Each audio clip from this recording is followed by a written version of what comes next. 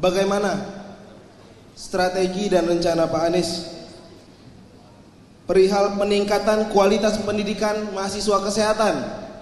Karena tentunya bahwasanya memang kesehatan adalah aspek yang seksi menurut saya, karena di seluruh aspek itu ada kesehatan.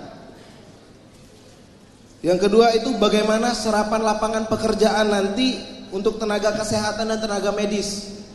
Karena kami ini mahasiswa kesehatan yang akan langsung merasakan bagaimana regulasi-regulasi kesehatan yang sudah ada sekarang ini. Yang ketiga itu perihal kesejahteraan tenaga medis dan kesehatan. Perlu diketahui bahwasanya memang dari Satgas COVID-19 kemarin masih ada surat kaleng yang masih menuntut bahwasanya haknya itu belum diberikan kepada Satgas itu.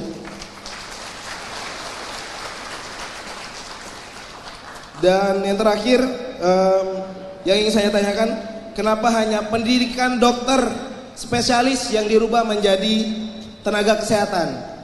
Kami punya tenaga kesehatan itu ada promosi kesehatan, ada kesehatan lingkungan, ada farmasi. Kenapa hanya terkesan bahwasanya hanya dokter yang menjadi tenaga kesehatan? Terima kasih. Oke, ini sepertinya Bang Rizky ini agak borong pertanyaannya ya. Nanti kita batasi satu orang hanya satu pertanyaan ya. Mungkin akan langsung ditanggapi oleh Bang Anies Baswedan. Kami persilahkan. Silakan pertanyaan cukup atau banyak. Kita mau ada 3 pertanyaan. Beberapa sesi. Ya. Oke, baik. Silakan untuk teman-teman rekan-rekan mahasiswa dan juga OKP. Mungkin kita boleh ke belakang terlebih dahulu, yang di sebelah belakang. Kami persilahkan. Langsung boleh. Ke pertanyaannya, untuk pertanyaan silakan. Hanya 1 poin saja. Silakan sampaikan nama dan juga hanya 1 pertanyaan ya. 1 pertanyaan saja. Assalamualaikum, selamat siang Pak Anies. Maksud saya Bang Anies. Perkenalkan, Abang, saya Kurniananda. Ya, Kurniananda, ex-presiden mahasiswa Universitas Jambi serta mahasiswa pasca sarjana teknologi pendidikan. Saya ingin bertanya tentang satu hal yang jarang sekali dibahas dan muncul di setiap capres, yaitu tentang world security. Data-data masyarakat Indonesia ini tiap tahunnya dijual dan itu sangat menyebalkan. Dan membuat kita itu tidak ada lagi harganya di dalam dunia teknologi. Apa yang dapat Bapak lakukan nanti dalam menjaga data-data kita agar tetap aman, dan bagaimana membiasakan, mengenalkan, dan juga menerapkan ke peserta didik tentang pentingnya teknologi dalam pendidikan.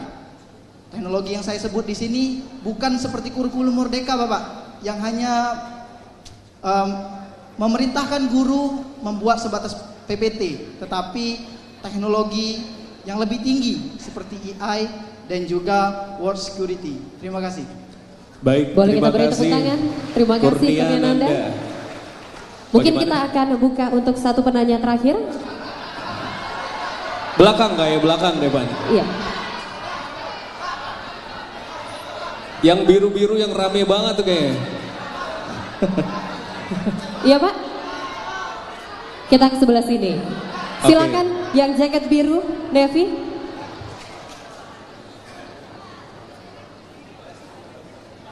Langsung ke poinnya. Assalamualaikum warahmatullahi wabarakatuh. Baik, sebelumnya perkenalkan, nama saya Sirajuddin YS. Saya ucapkan terima kasih dan selamat datang Bang di Provinsi Jambi.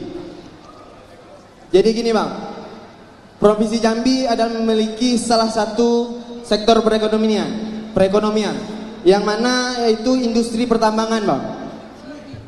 Salah satu industri ini pertambangan batu bara memainkan peran sentral perekonomian regional yang menghasilkan sumber daya energi penting bagi Indonesia.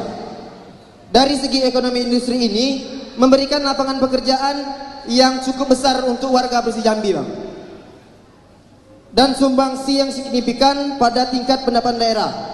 Namun di balik kayanya sumber daya Indonesia Jambi, banyak sekali permasalahan yang mana sangat kompleksitas Bang. Di antaranya dampak lingkungan dan sosial yang harus dikelola dengan bijaksana. Tapi sangat disayangkan, sudah belasan tahun industri ini datang dan hadir di Provinsi Jambi, banyak dinamika yang belum terselesaikan sampai hari ini Bang. Maka dari itu saya ingin bertanya Bang, jika Abang terpilih nanti menjadi presiden, bagaimana pengelolaan tambang ini dan perizinannya untuk tambang yang sedang dikelola sekarang dan yang tambang yang akan meminta izin lagi Bang? Baik, terima kasih. Oke, dengan siapa tadi namanya? Sirajudin Bang. Sirajudin. Mungkin untuk Yudi, Sirajudin, ada pandangan mungkin dari Anda sendiri, dari pribadi? Saya malah seperti saya katakan tadi, tentu mendengar masalah bagus, tapi kalau boleh ada pandangan tidak? Menurut mahasiswa bagaimana yang harus dikerjakan? Enggak, kasih aja kepada Bung Sirajudin lagi mikrofonnya tadi. Kan beliau, silakan. Supaya gini maksud saya, kami ingin mendengar Bung. Anda kan lihat di sini masalahnya. Menurut Anda apa ya langkah yang perlu dikerjakan ya? Oke, jadi gini Bang, dunia pertambangan ini sangat merugikan menurut saya Bang. Yang pertama, sudah puluhan nyawa mahasiswa yang hilang akibat tambang batubara ini Bang. Dikarenakan transportasi yang terjadi saat ini di Provinsi Jambi sangat amburadul Bang. Dan yang kedua, tambang yang transportasi. Oke. Dan yang kedua Bang, tambang batubara ini ada kemungkinan yang belum mendapatkan izin Bang. Ilegal. Iya Bang. Baik, hanya itu. Terima kasih. Baik, terima kasih teman-teman mahasiswa. Kita tutup dulu sesi untuk pertanyaan pertama. Kita akan berikan kepada Bang Anies dulu untuk menjawab 3 pertanyaan pertama dari teman-teman mahasiswa dan juga OKP. Silakan Bang Anies. Kita akan dengarkan tanggapan dulu dari Bang Anies Baswedan. Kami persilakan. Ya, makasih.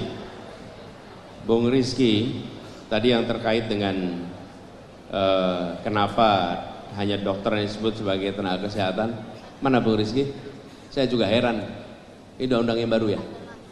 Ya, jadi sepanjang yang saya tahu ada tenaga medis dan ada tenaga kesehatan. Dan tenaga kesehatan itu jauh lebih luas. Jadi banyak pertanyaan sesungguhnya yang muncul dari keputusan kemarin. Dan ini salah satu hal yang kami ingin koreksi. Apa itu? Penyusunan undang-undang yang dilakukan secara tergesa-gesa sehingga tidak melibatkan berbagai pandangan yang sahih untuk didengarkan dan dipertimbangkan.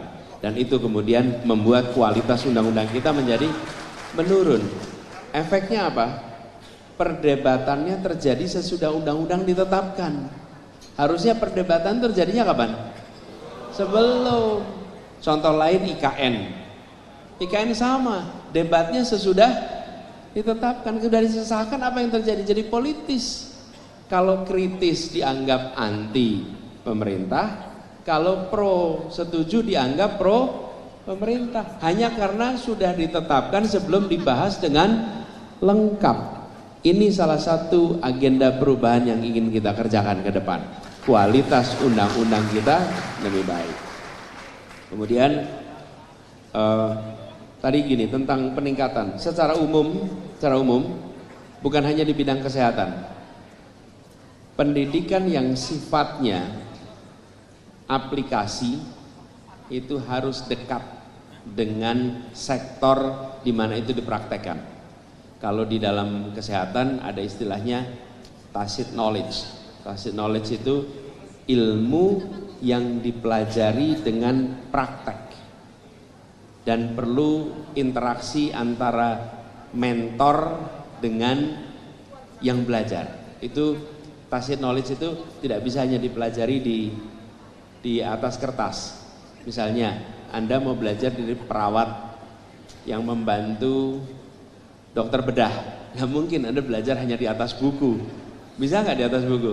Nggak bisa. Anda harus masuk ke ruang operasi, Anda harus mengikuti prosesnya sehingga Anda punya Nah, yang begini itu harus dikerjakan bersama. Tapi itu bukan hanya di sektor kesehatan, di sektor engineering begitu, di sektor kuliner begitu. Banyak sektor yang sifatnya pendidikan aplikatif itu harus bekerja bersama. Nah, ini harus diberikan insentif supaya dunia usaha yang berada di bidang itu mau membuka diri agar peserta didik bisa praktek di tempat mereka.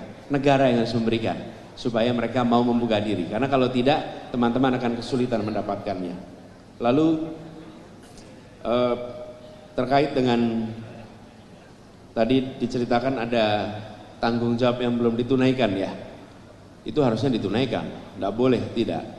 Karena kalau apalagi Covidnya sudah lewat, kira-kira gini, bayar upah sebelum keringatnya kering. Nah ini udah kering berkali-kali, upahnya belum dibayar. Betul nggak? Harusnya dilaporkan itu. Menurut saya yang begini-begini harus beres, tidak boleh ini ditunda. Apalagi mereka-mereka yang bekerja dengan Covid. Teman-teman, saya boleh sampaikan di sini, saya diberikan kesempatan oleh Allah untuk menghadapi ujian yang cukup besar. Covid, tidak ada kota lain yang menghadapi Covid sebanyak Jakarta, tidak ada. Dan saya kebetulan bertugas di situ. Jadi saya menyaksikan dari dekat, siapapun yang bekerja menangani urusan Covid, dia berurusan dengan risiko yang cukup besar. Kalau yang dari jauh itu cuma dengar laporan, tapi kalau yang bekerja sehari-hari itu tahu persis risikonya sangat besar. Jadi ini harus dibereskan, tidak ada pengecualian. Kemudian soal lapangan pekerjaan, saya melihat begini, di bidang kesehatan ini permintaan akan makin hari makin meningkat. Bersamaan dengan kesejahteraan meningkat, fasilitas pendidikan, fasilitas kesehatan itu pasti akan meningkat juga. Sehingga kebutuhan tenaga kerja akan meningkat. Nah, yang diperlukan adalah data antara kebutuhan dan pendidikan serta lulusannya. Saya melihat ke depan disiapkan semacam pusat clearing house yang membutuhkan bisa melaporkan, yang lulus bisa mendapatkan informasi tentang lapangan pekerjaan di dunia kesehatan, gitu ya. Bung Kurnia, soal teknologi pendidikan, ya, saya setuju sekali soal ini. Hari ini pendidikan kita itu unik. Anak kita abad 21. Gurunya abad 20. Sekolahnya abad 19. Ya, coba Anda lihat. Cara ngatur ruang kelasnya, cara ngatur kelas abad 19. Gurunya abad 20, anaknya abad 21. Jadi gap. Nah, siapa yang harus paling banyak belajar di sini? Gurunya. Gurunya yang harus belajar, sehingga walaupun ruangannya settingnya abad 19, tapi dia harus bisa mengajar dengan pendidikan pendekatan abad 21 dan harus pakai teknologi. Jadi apa yang Anda sampaikan itu benar. Nah, yang kedua, jangan kita menerapkan teknologi saja. Saya usul nih, apalagi untuk Indonesia. Kenapa? Jangan kita ikut-ikutan gaya mengambil keputusan beberapa pihak yang menganggap Indonesia itu sama semua. Sama semua. Sehingga teknologi apa yang digunakan sangat ditentukan dengan kebutuhan yang ada di tempat tersebut. Karena itu saya sering sampaikan, tujuannya bukan menerapkan teknologi, tujuannya memanfaatkan teknologi untuk membangun potensi anak. Jadi tujuannya mengembangkan potensinya, pakai teknologi. Kalau kita berpikir menerapkan, ya kita terapkan saja. Yang penting teknologi sudah diterapkan. Itu beda sekali cara pandangnya. Nah, kemudian soal data security, ini PR besar. KPU saja kemarin bobol datanya. Ini PR di kita, bukan hanya di dalam bidang pendidikan, tapi di semua bidang harus ada keseriusan untuk menangani soal security data. Mudah-mudahan nanti Bung Kurnia bisa ikut terlibat langsung untuk ngurusin security data, ya. Makasih.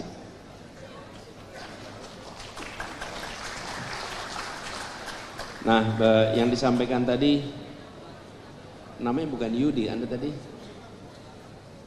Sirajudin. Terima kasih Bung Sirajudin.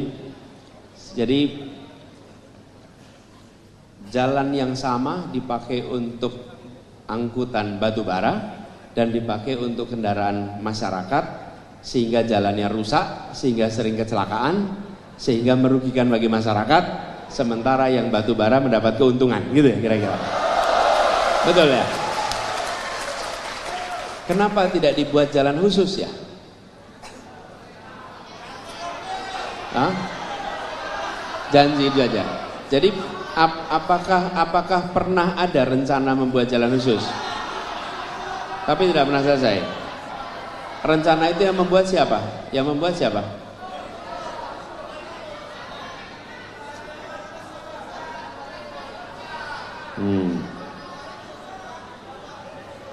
Bentar. Kasih mikrofon coba. Jadi saya pengen dengar. Oke, izin. Assalamualaikum.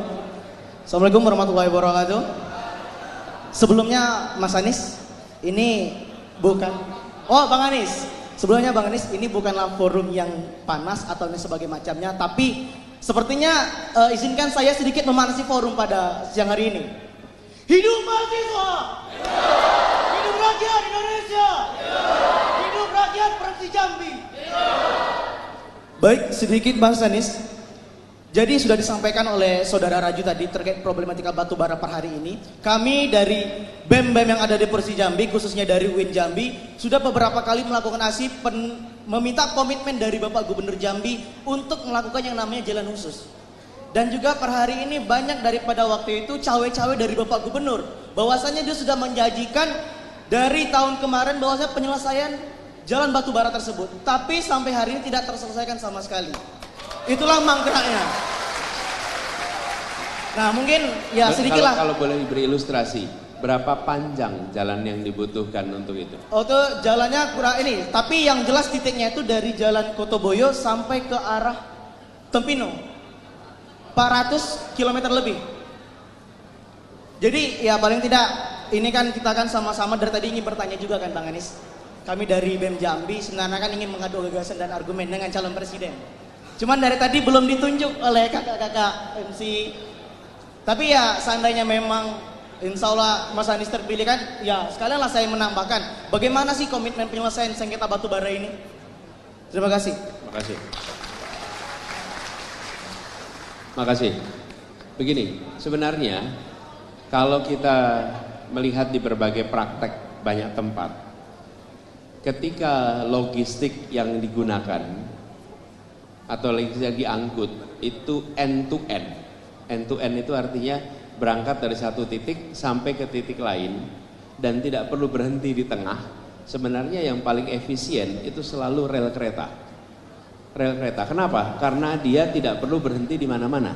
Lain kenapa pakai kendaraan mobil? Supaya namanya aja mobil, supaya mobile. Mobile artinya bisa bergerak kanan kiri. Tapi kalau barangnya dari ujung ke ujung selalu menggunakan pendekatan kereta, itu jauh lebih efisien. Investasi di awalnya mungkin mahal, tapi jangka panjangnya menjadi murah. Menurut saya itu salah satu opsi yang harus dieksplorasi ke depan. Ya. Dan sesungguhnya kalau kita lihat sejak era kolonial dulu ketika teman-teman lihat jalur kereta api itu selalu jalur logistik untuk batu bara di Sawah Lunto, untuk di Pelaju, BBM dan lain-lain. Nanti tapi saya melihat begini, kalau itu pakai jalan, maintenance-nya mahal sekali. Karena truk-truk yang lewat tuh volume bebannya besar sekali. Perawatannya akan mahal. Kami termasuk yang melihat kereta api ini harus dibangun lebih banyak lagi supaya jalur-jalur yang sifatnya itu end to end kebutuhannya itu bisa menggunakan kereta api dan insya Allah itu jauh lebih efisien. Kita coba explore opsi itu ke depan ya. Teman-teman, saya termasuk yang ingin kalau membuat janji sudah bikin studi dulu. Saya tidak ingin membuat janji untuk tepuk tangan. Saya ingin membuat janji untuk bisa dilaksanakan. Itu berbeda sekali. Supaya bisa terlaksana. Jadi, tapi saya mendengar soal itu. Lalu yang kedua, soal tambang ilegal. Semua yang ilegal harus kena sanksi, harus kena hukuman, dan tidak boleh dibiarkan. Kalau Anda melakukan sesuatu yang ilegal dan dibiarkan, maka itu menular. Dan yang paling rugi siapa kalau ada ilegal itu? Masyarakat dan negara yang paling rugi. Kan pendapatannya tidak masuk juga ke negara, bukan? Karena ilegal. Nah, praktek-praktek seperti ini yang harus dibersihkan. Dan kita hari ini menyaksikan negara kita banyak sekali korupsi di aspek penerimaan. Sementara perhatian di aspek penerimaan itu rendah. Korupsi yang dibicarakan biasanya korupsi aspek pengeluaran. Padahal penerimaan luar biasa.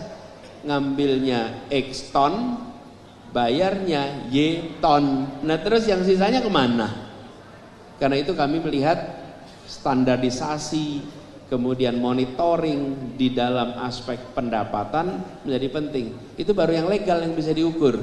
Yang ilegal diukur pun tidak, uangnya hilang. Jadi kalau yang ini saya mau komit. Saya komit untuk bicara tentang pemberantasan ilegal. Oke? Karena memang itu sudah kita rencanakan dan itu harus kita kerjakan, ya. Oke, 3 ini. Terima kasih. Silakan. Baik, terima kasih. Boleh kita beri tepuk tangan untuk Bapak Anies Baswedan. Dan mungkin teman-teman, karena keterbatasan waktu, kita akan langsung saja ke closing statement dari Bapak Anies Baswedan. Kami persilakan Bapak.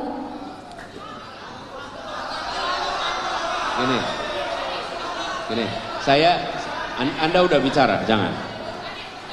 Gini dah, kasih 2 lagi, nanti saya pangkas closing saya, singkat aja. Oke baik, kita akan kasih untuk 2 penanya. 2 lagi atau langsung dipilih aja biar adil. Silakan. Yang pertama. 1 lagi mungkin Bang Anies boleh pilih. Kira-kira.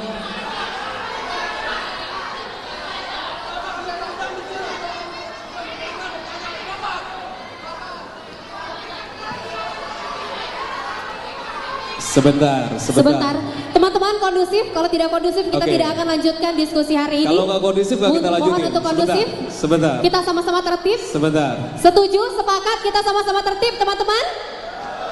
Oke, tadi kan sebelah sini sudah, ya. Sebelah sini sudah. Kita lanjut mungkin yang sebelah sini. Sudah, ya kan? Sini yang belum. Ya, kami persilakan. Yang baju putih boleh. Oke. Silakan ke poin pertanyaannya. Cek. Assalamualaikum warahmatullahi wabarakatuh. Terima kasih atas kesempatannya. Perkenalkan saya Doni Anggara dari Sarulangun, Pak. Doni, Pak. Doni. Dari komunitas remaja peduli sesama, Pak. Jujur, Pak, saya grogi sekali bukan karena ramai, tapi karena aura presiden Bapak itu kuat sekali, Pak. Kemudian saya tidak banyak bertanya, saya mungkin nanti singkat saja, Pak. Ini terkait isu lokal, isu daerah, yang mana ini juga masuk dalam visi misi Bapak terkait pemerataan infrastruktur, Pak, ya, di setiap daerah. Jadi, Pak, sebenarnya Jambi ini tidak kalah dari daerah-daerah lain di Sumatera, Pak, soal pariwisata. Pariwisatanya sudah kelas dunia, Pak. Kita di Jambi punya Candi Moro Jambi, Pak, yang termasuk dalam kawasan percandian terbesar di Asia Tenggara, Pak. Kemudian juga kita punya Gunung Kerinci, salah satu gunung tertinggi. Kemudian juga kita punya Geopark Merangin, Pak. Geopark Merangin yang masuk dalam UNESCO, Pak. UNESCO Global Geopark. Tapi yang jadi masalah adalah, Pak, karena itu kan sudah kelas dunia semua, Pak, pariwisata kita Jambi. Tapi kita masih kalah dalam hal soal wisatawan, Pak. Wisatawan asing. Saya pikir masalahnya adalah soal akses, Pak. Kebanyakan wisatawan-wisatawan asing itu langsung kalau mau ke Sumatera itu lewat Padang dulu karena bandara internasional di sana. Mau ke Kerinci lewat Padang dulu, lewat Sumsel dulu. Nah di Jambi akses itu kurang, Pak. Terutama akses transportasi, Pak. Mungkin ke depan akses transportasi itu dibangun di Jambi, terutama bandara internasional, Pak, kalau bisa di Jambi. Langsung ke pertanyaan, supaya nanti silakan. bisa membantu perekonomian terutama dalam hal pariwisata di Jambi, Pak. Terima kasih. Baik. Oke, izin, teman-teman izin. Ini dari tadi yang bertanya cowok-cowok semua. Kita berikan satu penanya terakhir untuk perempuan. Satu untuk perempuan, kita akan berikan. Satu untuk perempuan, silakan. Baik. Mungkin boleh Bang Anis yang pilih atau kita yang pilih, Bang? Langsung saja kita yang pilih. Silakan, Bani. Silakan.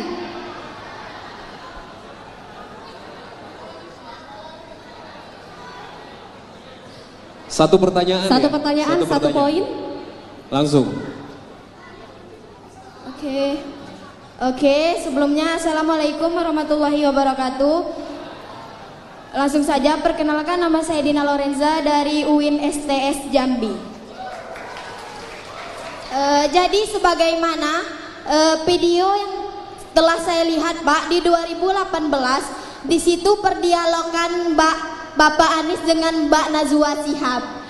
Di situ Bapak mengatakan bahwasanya Bapak menjadi gubernur Jakarta itu karena promosian dari Bapak Prabowo.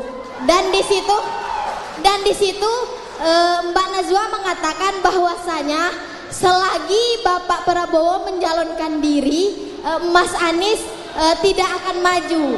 Dan Bapak menjawab, Teman-teman kondusif, teman-teman tenang.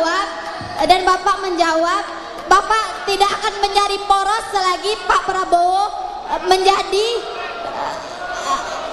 presiden. Dan yang saya tanyakan, apa dari sekian banyaknya opsi, kenapa Bapak memilih menjadi presiden? Dan yang ingin saya katakan, kami generasi muda tidak butuh pemimpin yang berkuasa, apalagi yang pandai berjoget di sosial media, melainkan pemimpin yang mengatakan teori sesuai dengan praktek. Mungkin cukup sekian, terima kasih. Baik teman-teman, harap untuk kondusif kita dengarkan jawaban dari Bang Anies. Kondusif terlebih dahulu. Hidup mahasiswa! Hidup mahasiswa! Bang Anies silakan. Silakan Bang Anies.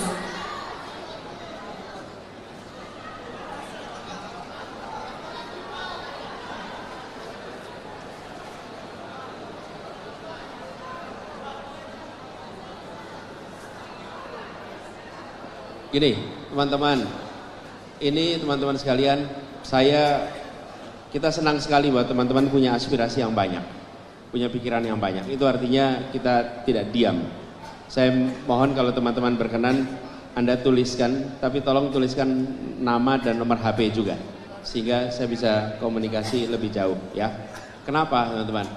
Kalau memungkinkan sih pengen dialognya itu panjang terus. Di sisi lain ada teman-teman yang juga sudah menunggu untuk kegiatan berikutnya dan saya harus meneruskan perjalanan. Jadi inginnya segalanya serba panjang, tapi mudah-mudahan walaupun singkat substansinya sampai ya. Bung Doni, tentang pariwisata yang potensinya besar tetapi belum tumbuh. Nah begini, potensi pariwisata yang besar itu harus ditopang dengan fasilitas pendukung yang utama adalah konektivitas, transportasi pertama. Yang kedua, kenyamanan ketika berada di lokasi. Fasilitas di lokasinya itu harus membuat yang berlibur tidak repot, tapi betul-betul bisa berlibur sesuai dengan keinginan mereka. Dan disitulah kenapa perlu menyiapkan infrastruktur penunjang yang standarnya tinggi. Yang ketiga, perlu ada pekerja pariwisata yang melayani dengan standar pengunjung, bukan standar tuan rumah. Ini beda ya. Pengunjungnya datang dengan standar pelayanan yang mereka pernah alami di tempat-tempat lain, lalu datang ke tempat pariwisata yang baru, ternyata standar pelayanannya tuan rumah beda dengan tamu. Apa yang terjadi? Tamunya kecewa. Karena itu standar pelayanan harus tingkatkan. Dan itu artinya kualitas pelayanan dan orang-orang yang bekerja harus ditingkatkan standarnya. Jadi dalam jangka pendek infrastruktur, dalam jangka menengah vokasi dan pelatihan supaya pelayanan akan bisa setara. Sesudah itu pemerintah harus bekerja bersama swasta, membantu swasta mempromosikan. Karena kalau pemerintah yang mempromosikan biasanya cuma jadi pameran-pameran aja tuh di kanan kiri. Kita perlu justru swasta yang promosikan, tapi pemerintah yang membantu memfasilitasi, gitu ya, Gali ya. Oke. Kemudian yang terakhir dari Dina tadi. Dina ya namanya ya. Ya, jadi Dina, saya pernah sampaikan dan itu sudah dijawab berkali-kali. Sudah jawab berkali-kali. Tapi nggak apa-apa, nggak apa-apa. Enggak, berhak untuk saya jawab. Jadi pada waktu itu selesai pilkada di 2017, kami sampaikan bahwa saya akan fokus di Jakarta 5 tahun. Akan fokus di Jakarta 5 tahun. Kalau ada undangan apapun, saya tidak mau terlibat. Bahkan di tahun 2018, saya diundang oleh beliau untuk menjadi calon wakil presiden, dan saya sampaikan saya komit pada warga Jakarta untuk berada di Jakarta 5 tahun. Itu janjinya. Dan pada saat yang bersamaan saya juga diminta oleh yang lain. Ada 3 partai yang meminta saya menjadi calon presiden. Tahun 2019 saya diminta jadi calon presiden. Didatangi, diminta, saksinya ada di situ. Dan saya katakan tidak. Tidak, kenapa? Saya sudah komit pada Pak Prabowo bahwa di 2019 ini saya akan konsentrasi Jakarta dan saya tidak akan memotong pencalonannya Pak Prabowo di 2019. Nggak mau. Karena komitmen saya di Jakarta, saya jawab. Jadi diminta jadi wakil, saya tidak bersedia. Jadi calon wakil, diminta jadi capres juga tidak bersedia, sampai saya tuntas di Jakarta. Ketika sesudah tuntas Jakarta, saya orang merdeka yang boleh mengambil keputusan apapun juga. Betul kan? Betul. Lalu, ya, kenapa? Siap. Udah ngerasain bener ya? Siap. Nah teman-teman, saya mendengar tadi menyebut soal konflik agraria. Betul ya? Ya. Bukan? Ini adalah, bukan, saya nggak mau mendengar pertanyaannya lagi karena waktunya terbatas. Tapi saya ingin sampaikan, ini adalah salah satu masalah yang banyak dirasakan oleh masyarakat, apalagi di daerah yang ada perkebunan. Betul kan? Nah, jadi di sini ada, di Sumatera Selatan ada, di banyak tempat itu banyak kejadian. Di Jakarta pun ada. Jadi konflik soal agraria ini bukan hanya di pedesaan, tapi juga di perkotaan. Kami menangani khusus yang perkotaan. Dan kita akan membuat tim untuk penanganan ini, prinsipnya satu. Kita harus menegakkan keadilan dalam soal ini. Keadilan. Saya pernah ditanya, saya lupa di Lampung atau di mana. Ditanya, Pak Anies apa berani melawan oligarki? Terus saya jawab, saya tidak pernah berencana melawan siapapun. Saya berencana melawan apa? Melawan ketidakadilan. Itu yang akan saya hadapi. Jadi bukan siapanya, tapi apanya. Karena kalau siapanya, repot kita. Nanti jadinya benci kita pada siapa. Betul tidak? Yang kita tidak sukai adalah ketidakadilan. Yang dilawan adalah ketidakadilan. Itu yang harus kita hadapi dan kita berantas. Betul ya? Nah, jadi siapapun yang mempraktekkan ketidakadilan kita hadapi sama-sama, oke? Gitu kira-kira teman-teman. Jadi saya nanti akan mencatat tadi beberapa yang itu tolong dituliskan aja dulu, ya. Ya, termasuk tadi orang dalam itu, ya. Karena itu merusak tatanan Republik ini. Bukan hanya dalam urusan swasta, teman-teman. Promosi pegawai negeri, siapa menjadi kepala, siapa menjadi, betul tidak? Itu banyak sekali yang tidak pakai meritokrasi.